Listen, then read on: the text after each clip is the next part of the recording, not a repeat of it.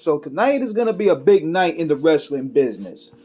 It's gonna be a big weekend, as a matter of fact. You got CM Punk possibly debuted tonight on Dynamite, and you have SummerSlam weekend.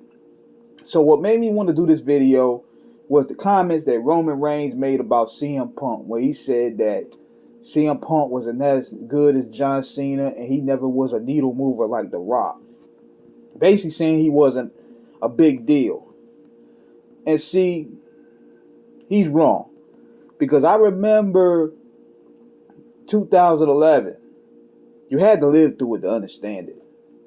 When he dropped the pipe bomb promo, it set the industry on fire. World Star was covering. The WWE didn't get that type of news coverage in years. World Star was covering it. Every news outlet was covering it. It became a big deal. CM Punk's Best of the World shirts were selling like hotcakes. And was it over like Cena? Come on, man. All you got to do is look at the match that they had at Money in the Bank in Chicago. Shoot, as far as I'm concerned, see, what's happening now is revisionist history. People now are trying to make John Cena more than what he was. He was straight despised. After he won the title and he switched up to the good guy, all-Marine good guy gimmick, he was booed out everywhere from 2006 to 2007. He came back from an injury in 2008 at the Royal Rumble. Had a big pop there. Then the people started turning on him again until The Rock came.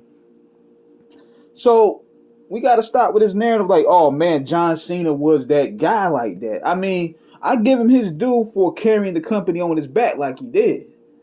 But that run was if anything, that Super Cena run was killing the ratings. He was selling merchandise to kids, but ratings wise, he wasn't. He's a part of the reason why the WWE's in the shape that it's in. But what happened with CM Punk was they even messed his run up. They cooled him off by putting him in with Kevin Nash and having a feud with Triple H. They should have let him have the title that summer. But you know how the WWE is. They move on their own terms. Instead, he won the title later that year around Survivor Series.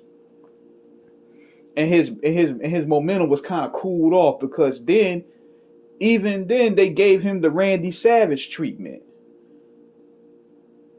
Whereas John Cena was still the main event. So that was a major problem there. But that dude was a draw. CM Punk was a draw. I mean, with his promos, his ring style, his work ethic, his attitude at times could rub people the wrong way as well as his fans. But the guy was a special talent. And Roman Reigns saying what he said, I'm thinking that's just to draw heads, even though he's wrong. But it's going to be interesting. It's going to be very interesting to see how this debut is going to happen. I don't know what he's going to do. A lot of people are probably saying that he should have debuted on the pay-per-view, but the business has changed from how it was back then. You could pull a lot of that stuff back then, but now since everything is out in the open, there's not really no room for surprises. Like, people knew that he signed.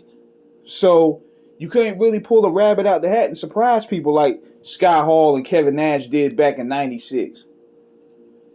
But CM Punk was a big deal.